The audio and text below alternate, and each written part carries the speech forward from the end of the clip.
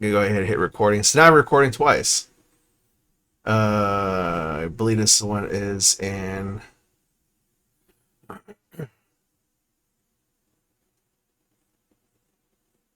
Yeah, I showed an example. I'm not really playing 7 Days to Die anyway. So I'm gonna go. So if I had those settings and I want to show any of my drawings, I'd probably go over here, open up a brand new canvas, use my Logitech G13, which is my favorite thing. So my gamepad. I'm only started calling it Logitech G13 ever since started uploading it more frequently, and the more I mention it, it starts to just roll off now. So, so we go to that profile now. I am on that guy now. So I can go ahead, use those buttons, and go ahead and drag that over there. Bring that here. Pull this further out. I believe there is this guy. So it's going to record basically how much I hit a button. So let's say I hit G4, G11, G17 quite a lot, and it will record how many times I've hit that button over time. So go ahead, hit stop. So I hit G4 more than these other two. That's fun to do that when you're playing a game. You see which keys you actually hit the most, and then you can remap these keys to make it more comfortable of a gaming, because I guess some people don't really like to move their hands much, so you can actually choose the buttons over here to be the buttons that you hit the most can be right here, while the buttons you hit less can be over here. You can change settings like that, and this will always be my movement. So it's just a fun way to record what buttons you hit all the time. Anyway, so once you change your buttons here, I can just go over here. So doing that becomes easier. All of that becomes easier. Oh yeah, the reason why I have zoom out, zoom in, you might be like, yeah, we have a mouse for that. Yeah, it's true, we have a mouse for that. But the reason why I have it like that is actually because of this guy. I would usually be having this guy. So I'm not holding the mouse. I'm actually holding my pen instead. There you go, my pen. Ba-da-ba-da, hi. So I'll be holding my pen, and of course I don't ever use the buttons on the tablet itself. I'm actually using everything over here instead. The only button I would actually use is just the button that's on the pen itself. So the pen, first button, grab, second button, left click, was it right click? I think it's right click. So these are my favorite tools to use. So again, hi. And then down right there goes back. Then of course increasing the size if you need to. Holding it down makes it go up rapidly. Holding it down goes back down. Show on, show forth. And this is when I'm doing my testings. Oh, don't like that color. When I like to practice a new style or so on and so forth, I would just probably go up to 30. No, not 30. I think that's it. 14's fine. You don't necessarily have to be hardcore. I know some people will be like, draw a circle first. Yeah, that was ugly. Draw a circle first, then draw basic features. So that way you have a very consistent flow. Yeah, you could do that. You could do that. You could do that. But as I say, whatever feels comfortable for you. If you're a person that likes to go once over, go ahead and do that.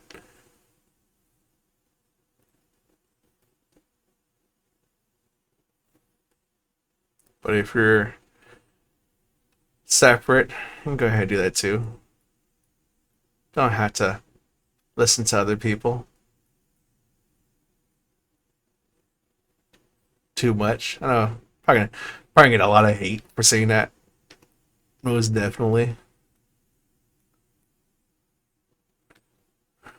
You're giving people bad advice, so on and so forth. So you can screw around with that, make it look ugly as you want. doesn't matter. And I'd use that blend right there to create another layer on top of that. And that's where I'll start going like this, doing the chicken scratch.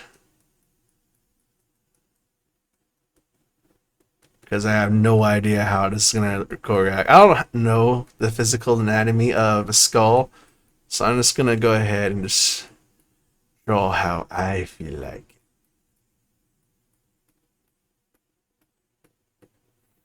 Go over here and drop the visibility of that.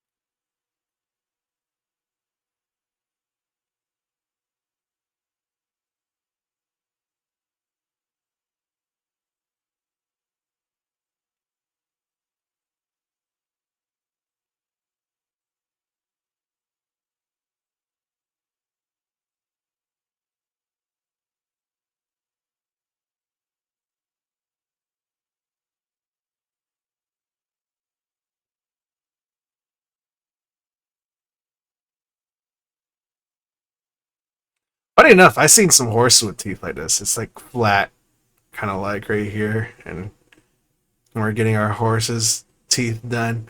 Certain horses will actually have fangs. It makes it hard for them to eat their food because they have to grind their teeth sideways.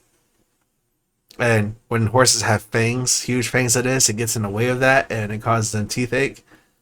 And I suggest if you do have horses, always take them to the vets to get their teeth checked out, see if they have any cavities or not. Always keep their teeth nice and clean.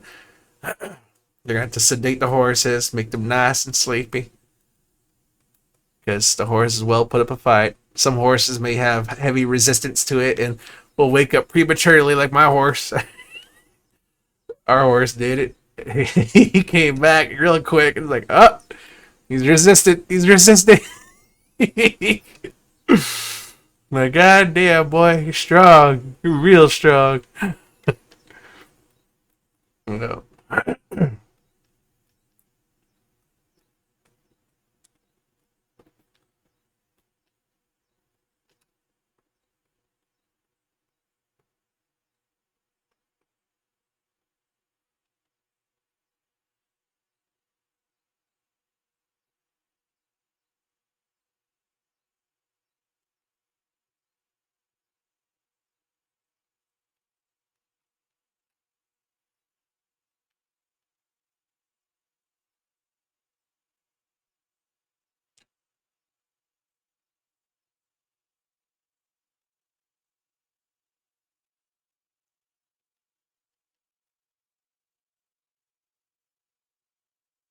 Oh no, I'm just screwing around. It's gonna do whatever.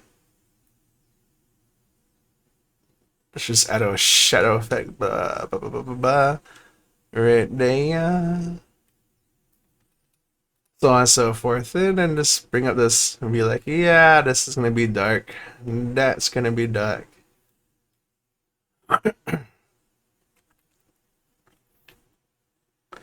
And be like, yeah, it's gonna go off in this direction as well.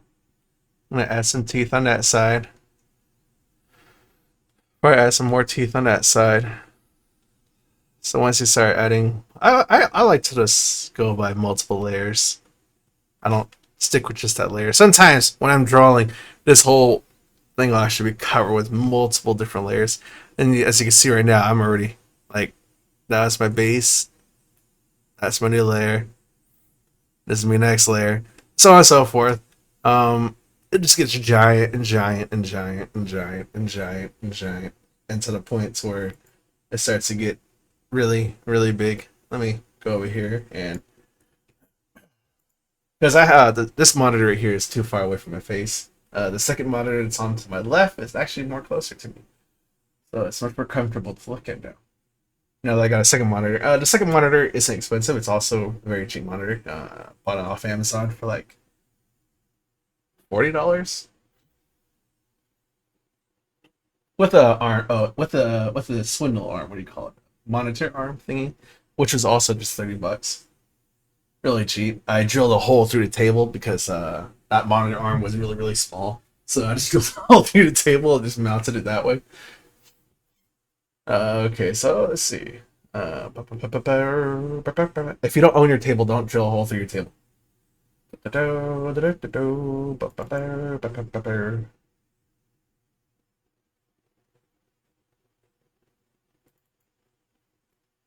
I'm not necessarily a digital artist. Uh,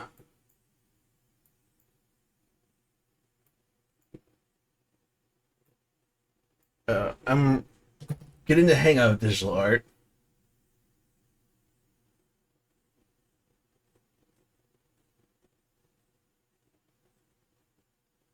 Practicing this.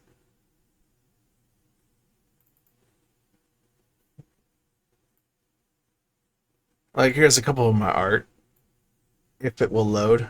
So, that's just pen, pencil. I tore the side of it. That's my old desk. I actually still have that desk. What is? Oh, I cut that desk up. I'm actually using port. This is all just plyboard from Home Depot. I cut that up and it's now being used as legs for my new curtain desk, which is made out of particle board with a laminate sheet on it, or what do you call it? Just laminate. It's called. What's it called? It has a pre-texture on it. Then you use an adhesive spray. Make sure that the particle board is nice and cleaned off, no dust particles on it. Then put the adhesive spray on it. Then use this laminate to stick it on top. Press it down. Use a router to clear out the edge. Anyway, so yeah, just drawings like that. It's a cruddy drawing, I know. And here's a reference from a series I really like. So that's one of my other drawings. I use a pencil for rough drafting the whole thing. Then I go on to the pens to make the final outlines. Then I use the pencil to erase it. And this the gel. Oh wait, not gel. The gel is the outlining. And this whatever this funky pen right here is. Actually, I have a few of these.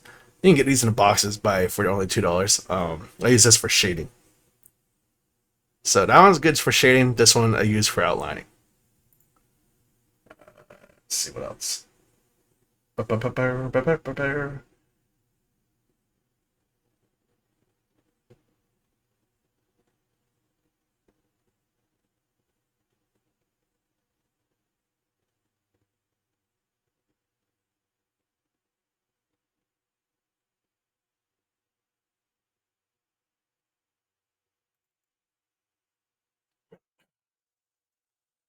So, and doing this is a pain. Um, this was all with that credit pen I told you about with the shading. This is all done with that. So that's the reason why this whole thing is purple. Although this is a crappy photo because this is back when I had my older camera or my older phone. And this is when I was practicing with crayon.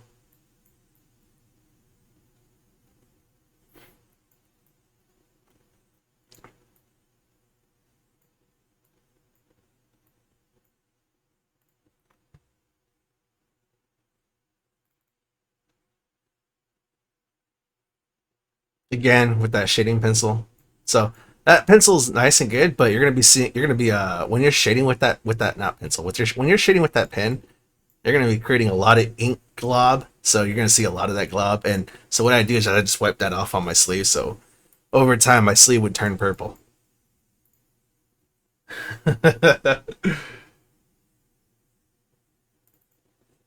So here's a more close-up view of that older photo you saw. Oh god, this image is bad. Image is very bad. So what I would do, this is my old drawing. This is an old poster board. This poster board is really crumply. If you look at it, the poster board now that this is drawn on, it's crumpled. It's crumpled bad. There's coffee stains all over it. It got torn. Like this whole section right here got torn. Um, it's really crumpled bad. It's on one of the big poster boards. But anyway, so what I'd actually do when I was drawing with that was actually like to create what was it? So those features right there. It's actually just me dabbing a lot. Let me grab a better piece. And let me zoom in. So what I would do is I just dabble a lot like that with the pen. When I was marking this out, I would just go crazy. I'd go like that when it comes to very eroded away metal, and I'd go really lightly on the pen and just go any old how. You don't have to be perfect. Don't be beautiful. Don't be beautiful. You don't want to be beautiful. And then just dab, dab, dab, dab, dab, dab, dab, dab, dab, dab, dab, dab, dab, dab, dab, dab.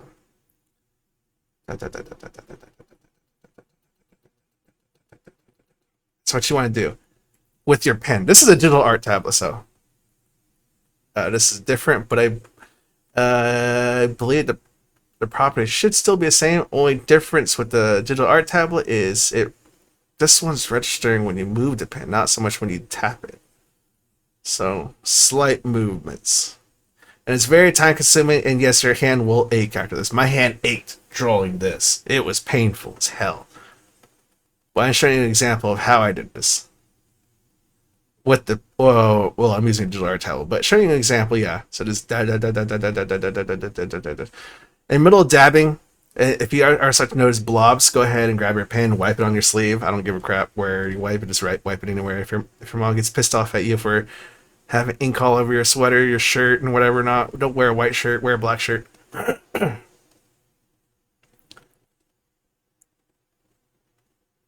Always wear black shirts because you don't have to worry about stains.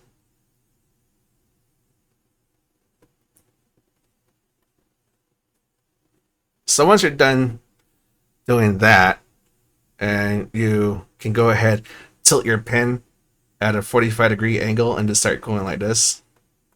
And that's how you can slightly control your shading, but also want to turn your paper around like that. If you're going to be drawing with an actual pen, that cruddy pen that I showed you on the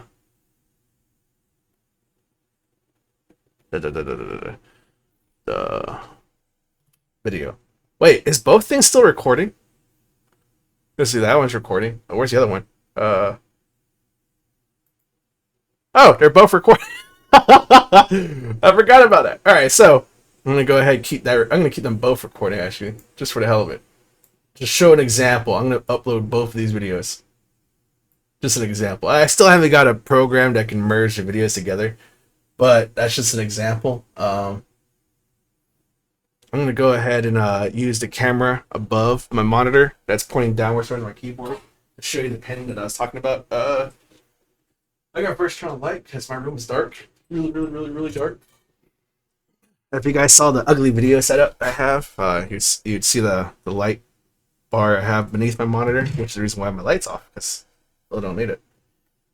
Alright, so let me go ahead and... Which video am I going to choose? I'll choose the one with the... What should we call it?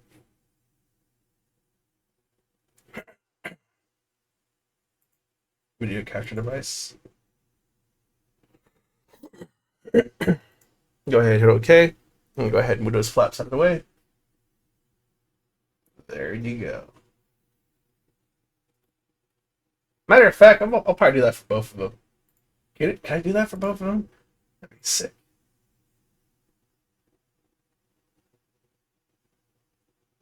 No. I can't.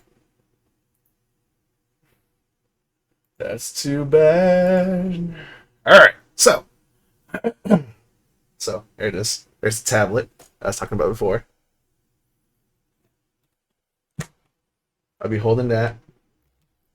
The gamepad. Anyway, so, this is the pen I used to draw a lot. The same pen you saw in that photo you saw. Yeah, it's a PN, yeah. S, or blah, blah, blah, blah, blah, blah, blah, blah.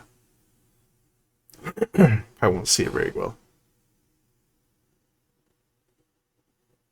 Yeah, that crappy pen. This blobs up hard. So, let me just grab a piece of paper.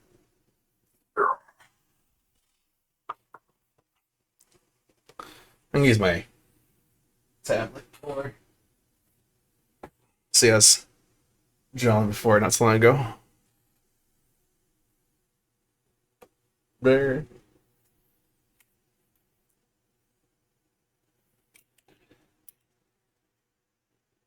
Yeah. Anyway, so go ahead, get your pen, and you just want to tap.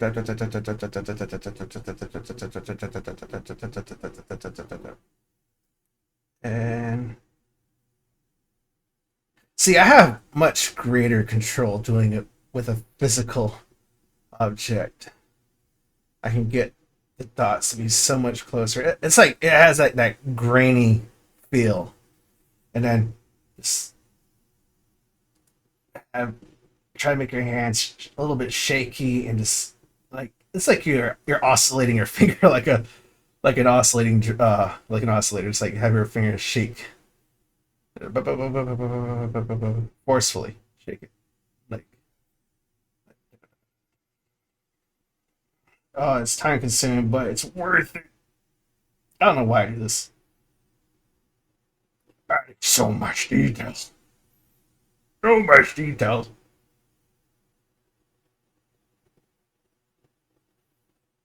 It's not blobbing yet, but eventually it will start blobbing. Then you tilt your pen out to the side and just start shading.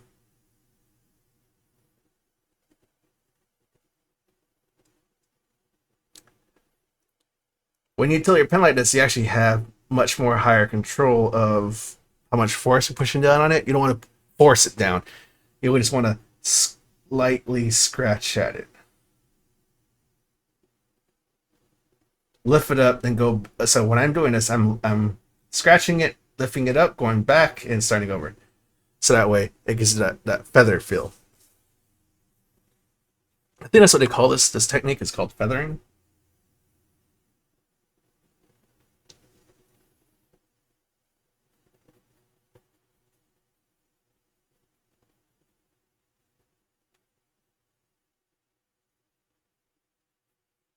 I have a second light source, a husky light, and this is what I use to boost the brightness quality for certain things. So that way I can go over here, go to properties on the video itself, resolution, custom.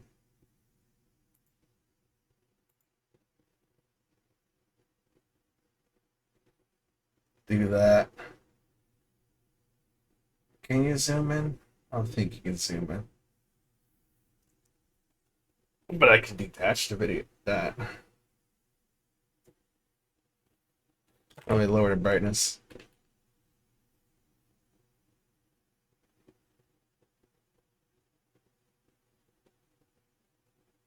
Hmm.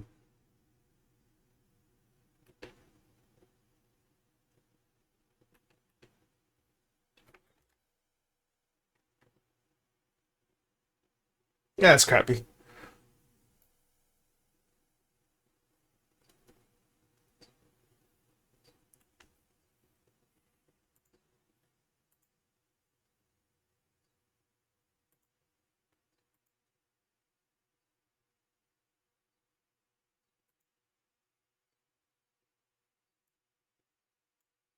I tried. But basically, essentially, the paper looks like that. What you see, this paper, yeah, it's the same thing right there. So that's how I drew the that armor. That whole armor right there you see, that whole photo. Oh, what the hell? That's the wrong pen. Was drawn with this pen right here.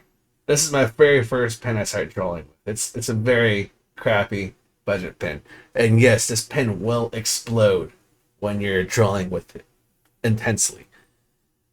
This ink right here will not go back. So what I found out to do is I would actually attach the lid on this side, and I'd do is I'd go like this between your two fingers, and just basically do that. Doing this as fast as you can, and just keep doing it for prolonged periods of time. You'll actually force the ink to go down, so that way this thing doesn't explode on you. Or you can do what I'd start doing later on, which is I'd grab a piece of string and I would actually wrap it around the lid, and then I would spin it, and that would also do the same thing, pushing the ink down. So that way there's no bubbles forming up in here, and then it just explodes after that. But now I decided to try a new set, which I actually ended up dropping. This is no sponsoring or catering, but I'm gonna go ahead and try out these guys. I got it off Amazon. I'm pretty sure it might be a ripoff brand. I got no idea. I haven't really looked these guys up. The only reason why I bought them was because it has all this stuff in it. I dropped it, so that's the reason why everything's spilled all over the place. I am so angry. I spilled everything because I tipped it over and I'm just like, ah. To be fair, the cat was on the table, so everything got spilled over, and now I am having to put everything. I got no idea where things went. Yeah, I don't know how it used to go. I do know these things are over here. Okay, they'll stack on top of each other. This one went over here. These are little shavers. Tiny, tiny, tiny shavers. A pencil shaver for my very thick lead. And the pens they come with. So I'm not catering to these guys, but I do love the fact that I am trying out a new set of markers and pens to play with. It comes with a whole lot. Even comes with clay. I haven't worked with clay in a long time since art school. My teacher in art class loved me. It was pretty cool. The only thing I disliked about art class was that I was graded differently compared to everyone else. It's a goal lock. You can't be drawing like a third grader.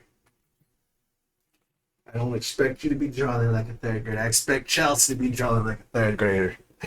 Chelsea be like, geez, thanks. That was so funny. That made me bust up laughing. It's funny too because same girl we would be painting and she didn't like how the painting came out. She didn't like how her painting came out, so she raised her hand.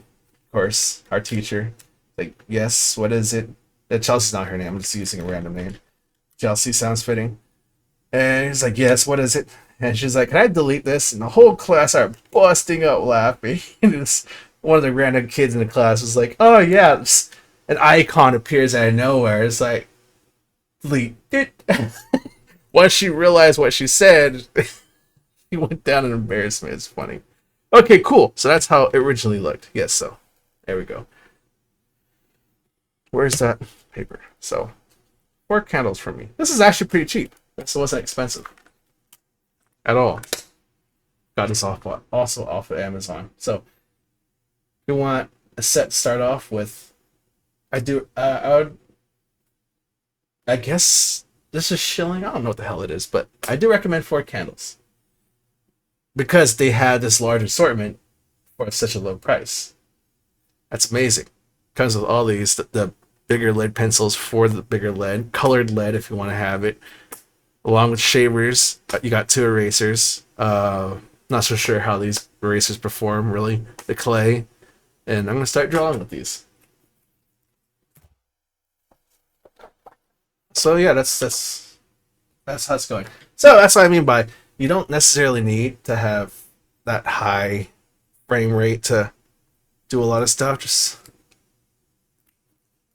draw how you want to draw. Record how you want to record. Lower the frame rate of your recording if you're just going to be doing artwork. Because you don't really need to record in 60 frames a second. Because you just need to dab, dab, dab, dab, dab, dab, dab, dab, dab, dab.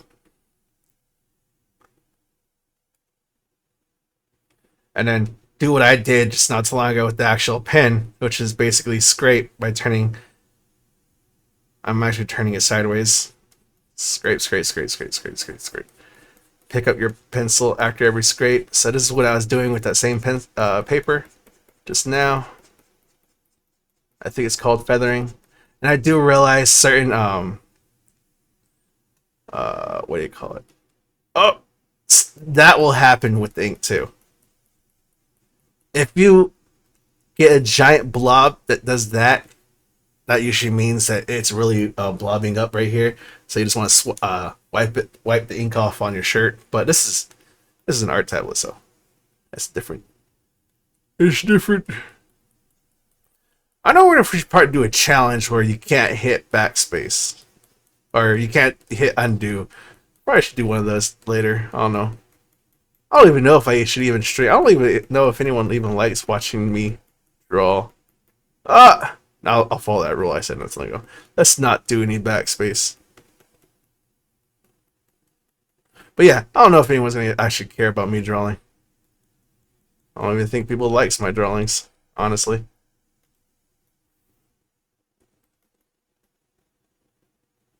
But because this is a digital art tablet, you can just go ahead and go back and forth, back and forth, back and forth. But it doesn't look appealing. That looks ugly. So I like the feathering better. It helps more when you actually go over to this one. Drop down. Whoa, that's too fine. I have learned that you can't go too high detail on certain things because when you have really high detail on drawings in very specific areas, it kind of extracts the eyes from what you want the character or the person, not character, what you want the viewer to look at. But that doesn't stop me from putting a lot of detail in a lot of things because this is like saying this is going to be on the shoulder pad of a character and I go ahead and do it anyway. So how I did that one was I just wanted that. Let me create another layer. So this shoulder pad actually just goes to this. Goes over here, goes like that, turns around, comes back. And the original drawing for it was it would go back this way and then go this way. And then what you see here would also be over here as well. So it would look like that. Now, my armors for my characters used to be very exaggerated, very fantasy-like. And some people really disliked my fantasy drawings. They're like, it doesn't look realistic. It's not realistic enough. I started to listen to that. People ranting on my unrealistic drawings. Well, not the fantasy girl stuff. No, I'm gonna keep drawing that still. I mean, like the armor doesn't look realistic. It looks ugly. Looks crappy. It's not cool. So I started to change up how the armor looks, and I didn't follow exactly what they said. The only thing I did change was it gave me that idea of like, how would armor be if it was more functional? So I started drawing with that idea in mind. So I started drawing with armor that wouldn't look like it's not functional, or how you word it. It looks like it could function better. Like if we go back to that drawing, did I delete it? Yeah, I did. Not delete it. Got rid of it. So here's another sketch art I made. So I started changing the way I draw my armor. So this is where I started going to clothing, so going to pads, and doing other stuff. This is where I was starting to practice with motion. But yeah, my armor was started to go back to padding. And I started thinking about like reinforcing the spine. You can really tell this is old because I have studs. So here's a scan of that drawing that you saw before. Oh yeah, never mind. So I started drawing armor, and of course I didn't want armor that would magically bend with the character. So I started adding plates in the armor. So how this one works is there's actually a plate. Oh, what the hell am I doing? Go ahead and add another layer. Oh, canvas was tilted. So I made a plate that would basically go down, come back, and go around a character. And it's the back of the plate. And this back of the plate would actually follow up. And I'd create a neck guard here that's far away from the face. And I added some little holes on it here and there. And I brought this plate back and brought this one up inwards. It's kind of like a guard.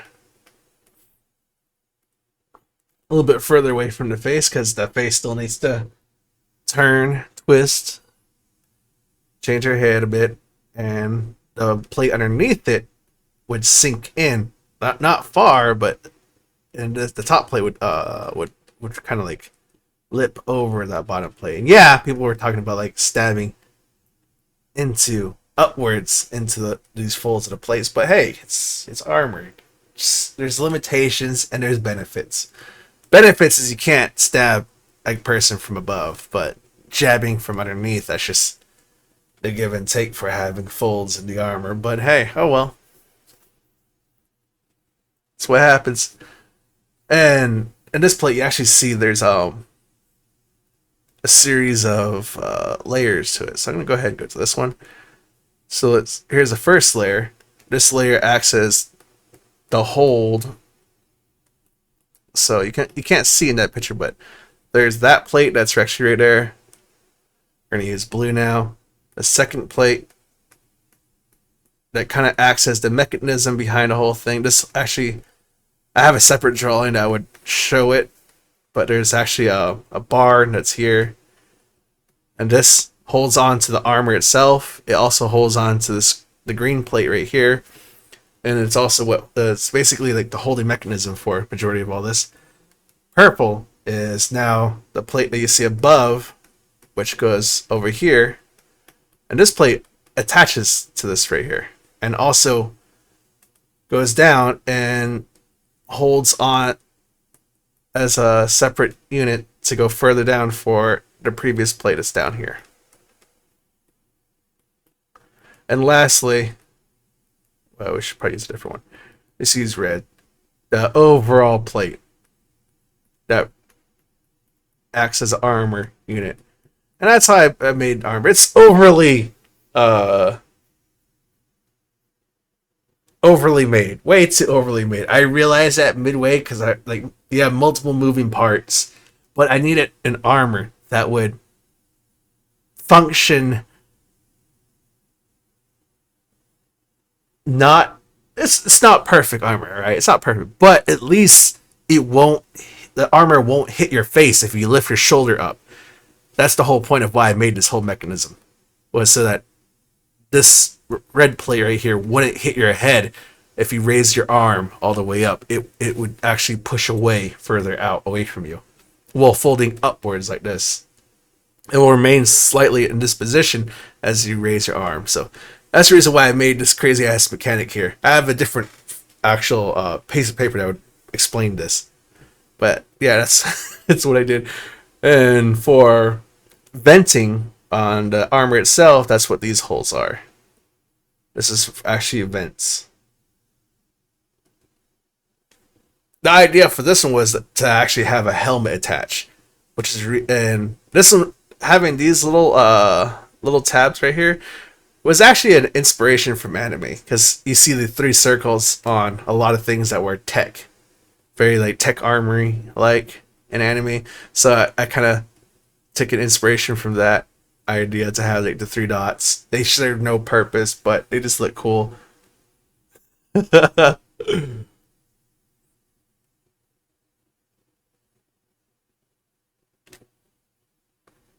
Having 3 dots.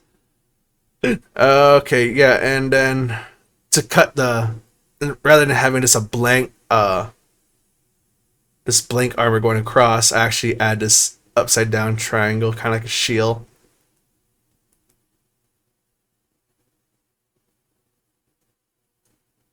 To make it more eye appealing. Then from there, I've made erosion to the armor so, to give it a very worn out look to it. So it's like if the character was the characters in this ones are battling like night creatures. Or night creatures is actually a bad example. Or bad meaning. It's actually dream demons, you could say. Like they're not technically here in this reality, but they are in a different reality. So the reason why his armor is jacked up was because he was actually shoved against the ground and dragged across, which is the reason why the armor looks destroyed in this general area. So all these little spots and all that, so on and so forth. And the runes is what also helps protect him from being his mind being controlled. So that's the reason why you see runes all around the neck area to help protect his mind. Then I got bored one day and decided to add like I don't know if you've seen those jewelry. Uh those like little swivel jewelries. So I had taken that and made a band going all the way across. So go ahead, get rid of that. And I was actually planning on making that into a video game. So that's the reason why you have this here. I believe some people have seen. I've showed quite a bit of people this armor here, which is basically what you sell in the drilling. Uh, this has been fully animated. The body is it has walking mechanics, running, walking animation, running animation, jumping, uh, going side to side. I This was actually attached to my YouTube video. If you've seen me have that camera movement with the joystick, yeah, that was actually attached to that. And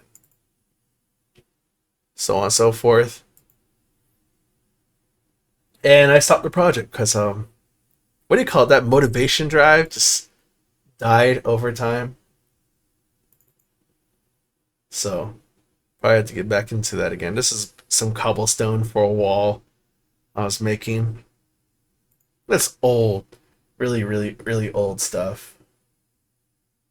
Goes back a long time ago. This is a lot of old artwork, a lot of old supplies, man. This brings back memories of the past.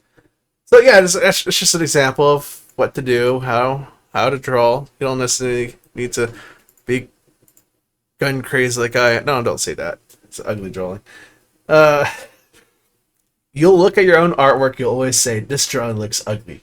That's a rite of passage. You are your own critic. Everyone else can say whatever they want. They can say your drawing looks beautiful. They can say your drawing looks like crap. But you yourself will always look at your own drawing as a piece of shit. Damn it, I tried not cussing. You'll always be your own critic, no matter how good you are, no matter how you go about it, no matter how good you become later on. You'll always become a critic. And practice makes perfect. If you stop drawing for about 2 months, 3 months, your skill in drawing will dive. It's like gaming. Like I haven't been gaming in a long time, and I'm barely getting back into gaming again, and that's the reason why my yeah. Anyway, I was actually gonna say that. So I started playing Doom again. I was good at Doom, and then I started sucking at it really bad. Now I'm getting good at Doom again. If you see my latest videos, I'm getting way better at it again. That the old skills are getting reborn. So practice makes perfect. Keep grinding it. Keep doing what you're doing. So here's the creatures that they were fighting. No, not that. Well, that is it, but that was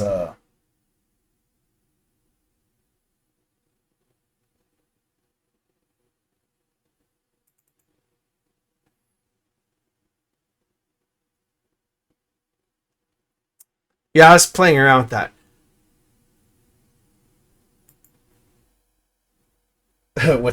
with that AI. Let me show you.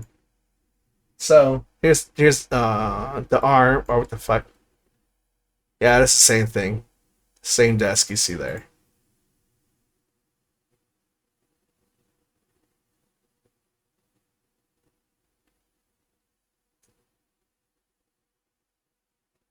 Then I got bored. Then I tried my hand at making guitars after that. Guitar in the Back is the one I made. I never knew you actually had to adjust those things down there until after I started looking at why my E string sounds like crap and it doesn't sound right. It's not ringing like it's rubbing against one of the threads or the what do you call it? Yeah, thread. Or the nut is wrong too. I actually grinded the nut wrong, so I had to buy a new nut. The nut's actually this piece right here. I grinded that down. I filed it down wrong, so that right here is wrong. So every one individual of these pieces I bought and I put on here. So this is the guitar I put together. But yeah, you see right here, it's all looks aligned. Well, it's not like that no more. It's actually different now. You learn from your mistakes. So that's all adjusted now. This is all adjusted. I forgot the word was called for it, but you use a tuner to change how it sounds according to both the strings. Like you play the string open, and then you play the string holding down a thread, and you see if the tone of it remains aligned or not. Then you adjust this. It was a pain. It was a really pain. I hate it. I hate it bad. Yeah, and I didn't like running the wires, soldering this to the board over here, underneath it. So what I did was I soldered a wire to a clip, and then I pushed that clip through the other side, and I made it what do you call it? It's kind of like a plug and play. So if this ever gets jacked up on me, I just can unclip it, take the plate off, or remove it out without having to unsolder and resolder. I'm planning on doing that with the ground on the other side, which is this right here. Same principle. The guitar string and yeah, the guitar strings and what do you call it? This over here is all is like it's connected to strings here and that the pickups. On the other side, people would have it the plate right here. It would have like a little piece of metal sticking up. You'd put a wire between the two, and you just like bend that metal back down. No, I actually have it as plug and play as well.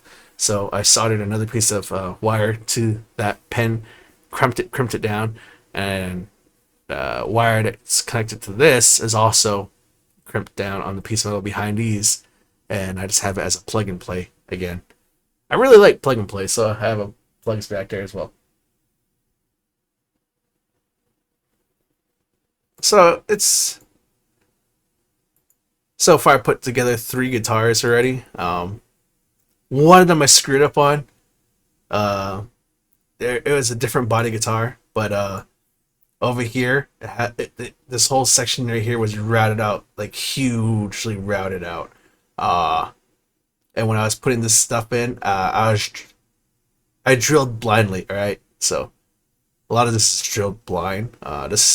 This guitar here is not put together. This body here is trash. I screwed up bad. But anyway, I'm just using this as an example. I routed out further here, and when I was pushing the bridge into it, or the what's the when I was putting the plate I was talking about that goes here, the 2 giant screws would hold it down. The springs, okay, yeah, it was the springs. I was bringing the spring over. It was very hard bringing 2 of them over. The third one, I was trying to get it over. It caught the edge of that bridge. And when I tried to shove it in, I used a screwdriver, the flathead screwdriver, and I tried pushing at it, and it slipped, and it went over it. And because this whole section right here was routed out so much, the front end of the guitar was very thin. And my screwdriver hit that, and I cracked. It'd be like saying this on the other side of the body, this whole section right here was popping out. It was cracked on this side and this side because a little sliver, this whole section right here was popping up, and it was barely done finished. Or the finishing on the paint was what was holding the wood together. So I was just like, oh, damn, my fuck. It's yeah. Anyway, so that black guitar with the white trimming was the last guitar I put together, and that's gonna be my final version. I'm probably making another guitar later on. I was thinking about doing a folk guitar. Anyway, so yeah, your recording doesn't have to be hardcore. It could be any old way.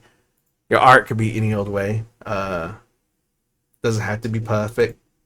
You don't have to record in high quality if you don't want to. Go ahead and